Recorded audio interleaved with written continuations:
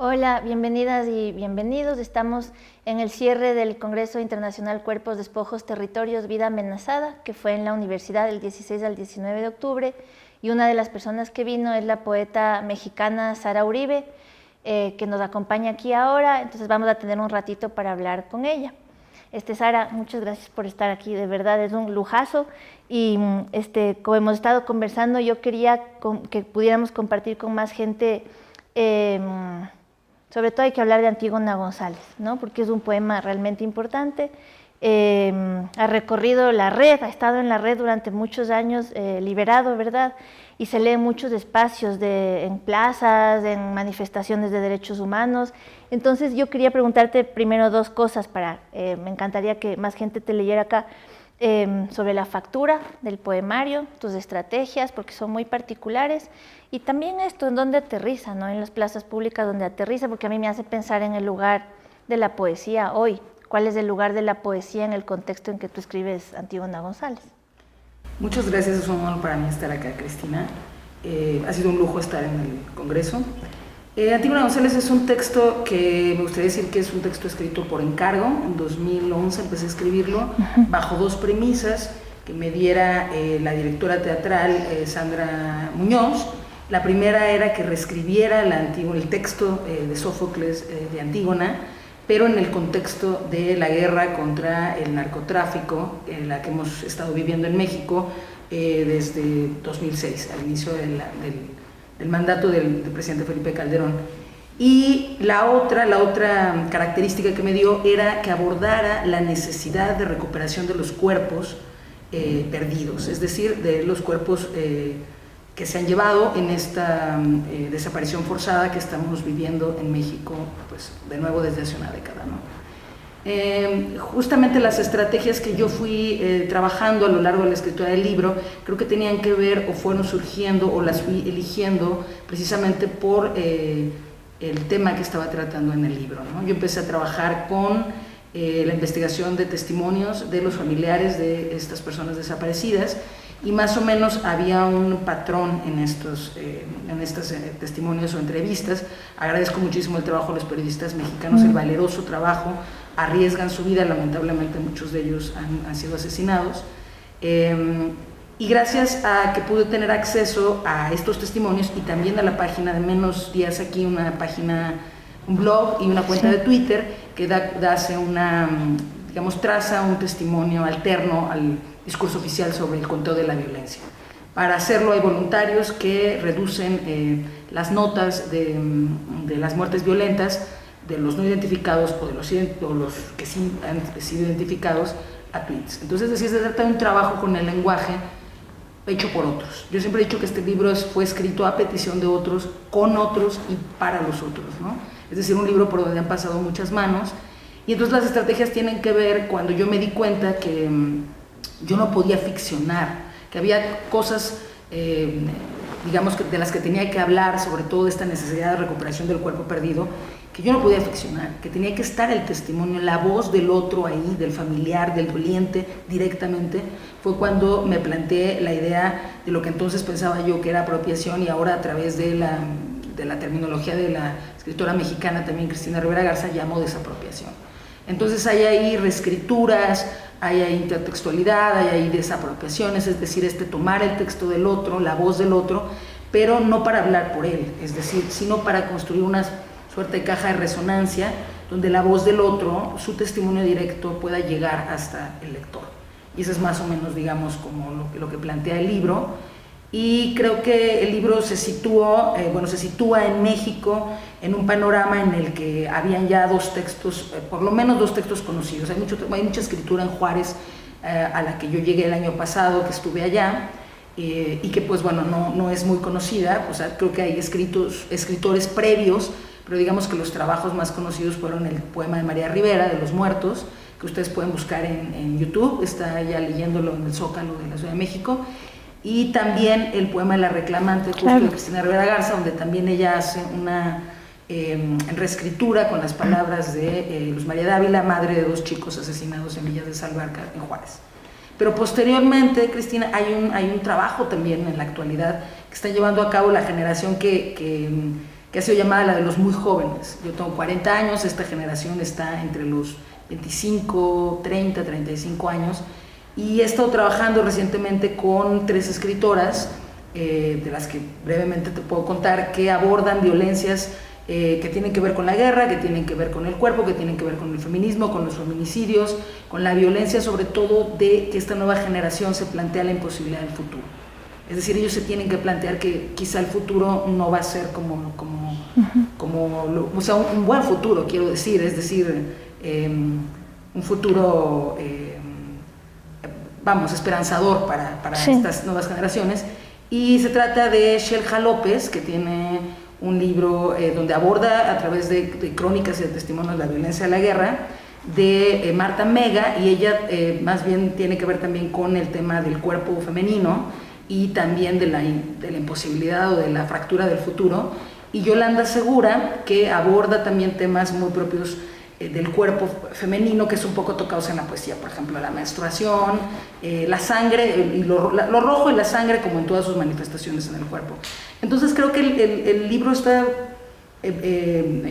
digamos, precediendo a una serie de escrituras que en la actualidad, te menciono 3, pero podría mencionarte más, están preocupándose por relacionar la poesía, la escritura de poesía, por ejercerla, muy vinculada con temas éticos y políticos. Sara, y a propósito de lo que decías, ahorita tú inscribes a Antígona González con otras escrituras, de otras poetas, por ejemplo, o cronistas, ¿verdad?, que están dando cuenta de la violencia, que hablábamos hace un rato, es un tema, pero también es una forma, o sea, la violencia interviene en la forma, en las formas que se producen, ¿no? Esa era una pregunta que te quería hacer. Y la otra, volver a Antígona González para hablar de Antígona, para hablar de la Antígona de Sófocles, que es una mujer que interpela al Estado, que resiste, ¿no es cierto?, para encontrar cuerpos también como Antígona González, sus hermanos. Entonces, está primero Antígona de Sófocles, ¿verdad?, y un montón de materiales más que parecen sedimentar para convertirse en documentos del presente, en un mundo que, como tú dices, no tiene futuro, como dice la filósofa Marina Garcés, ¿no? Y esta es una condición humana póstuma, es una condición de algo que ya ha desaparecido, incluso la idea de futuro, ¿no? Entonces estos materiales, Antígona y estas escrituras podrían verse también como poesía documental, como una expresión documental, ¿no es cierto?, una forma particular que es el poema. Esto que decías de la forma, y recordaba que alguna vez en una lectura me preguntaron si yo creía que tenían todos los poetas, digamos, como la obligación o el deber de estar escribiendo sobre el tema de la violencia en México o en sus países si es que sufren de violencia. Y yo le contestaba a esta persona que yo creo que no, o sea, como un tema, la violencia o la guerra en particular, creo que eso es una opción que es altamente ética, que uno tiene que saber si quiere escribir y sobre todo también tener muy claro desde dónde estás escribiendo, saber si te compete o no escribir sobre ese tema, éticamente un ejercicio de conciencia, pero que sí creo que sí es, como platicamos el otro día, como decía la escritora chilena Nona Fernández, hay una paradoja entre la libertad de la escritura y la responsabilidad de los tiempos. Entonces yo creo que si bien no hay un deber ser de la temática, sí creo que estamos viviendo tiempos en que la forma del lenguaje, en que el lenguaje debe dar cuenta de que algo está pasando. Y como escritores sí tenemos la libertad, pero también la responsabilidad de dar cuenta de nuestro tiempo y del lugar desde donde estamos, desde el lugar donde vivimos, como decía Elena Diegues apenas hace unos días en la conferencia magistral. Es decir, la escritura me parece que no puede permanecer en esta indiferencia militante de la que habla Cristina Rivera Garza, es decir, hacer como que no pasa nada, porque si la escritura se pliega al statu quo, la escritura es statu quo, y la poesía es un acto político, ¿no? Entonces me parece que el trabajo, en todo caso, si no es con el tema, si alguien elige no abordarlo directamente, es con la forma. La forma debe dar cuenta de esto.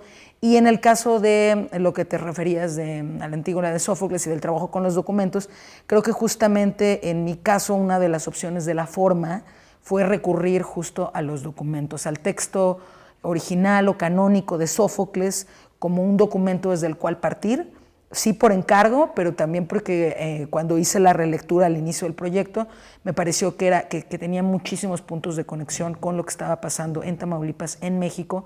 Y luego cuando hice también la investigación ya de toda esta genealogía de antígonas europeas y latinoamericanas, pues darme cuenta también cómo no, digamos que es una suerte como de reelaboración que se repite, Cristina.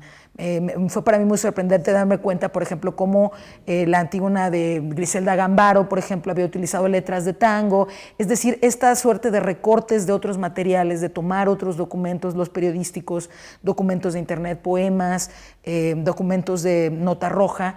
Creo que es un ejercicio que se ha repetido a lo largo de la historia, incluso sin conocerlo. En mi caso, por ejemplo, yo no sabía cuando escribí este libro que me estaba adscribiendo a esta tradición, pero creo que tiene que ver justo con la necesidad del documento como un otro. Es decir, no una escritura en solitario, desde el yo, sino una escritura donde tienes que recurrir al otro en su voz, en su testimonio, en sus documentos, como una suerte de otros cuerpos textuales que están junto con el tuyo, sobre todo si se trata de hablar de cuerpos que faltan, ¿no? Eso justo te quería preguntar, ¿qué hacer con eso, con esa ausencia tan inenarrable que sin embargo haya formas, ¿no? Esto que no podemos a veces ni nombrar por el grado de brutalidad o de crueldad a la que llegan, sin embargo está encontrando formas en el presente. Y tú hablabas hoy en tu mesa el otro día en tu mesa hablabas de soportes digitales, de escrituras del presente, de nuevas formas que van volviéndose búsquedas, ¿no es cierto? Búsquedas estéticas que son búsquedas políticas para esta ausencia tan inenarrable, ¿no?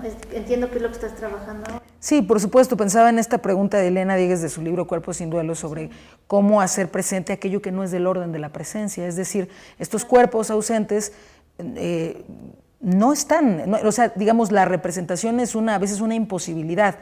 Pero creo que algo que me transmitieron muy directamente la lectura de estos testimonios que te decía, esta estructura similar que compartían, que le dio también una estructura al libro, fue que los familiares tenían un modo de hablar de sus seres queridos muy parecido, se repetía mucho. Por ejemplo, hacían mucho mención del cuerpo de sus seres queridos, inevitablemente, o sea, como si se hubieran puesto de acuerdo, pero por supuesto que no.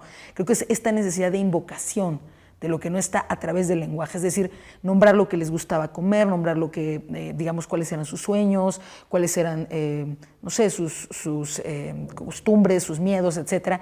Pero es esto justo de lo que hablaba Eliana, la necesidad de construir a través de palabras ese cuerpo que no está. Entonces creo que en la poesía esa búsqueda, y a mí al menos me parece muy importante que los muy jóvenes lo estén haciendo, porque da cuenta de esa conciencia, ¿no?, del presente que están viviendo.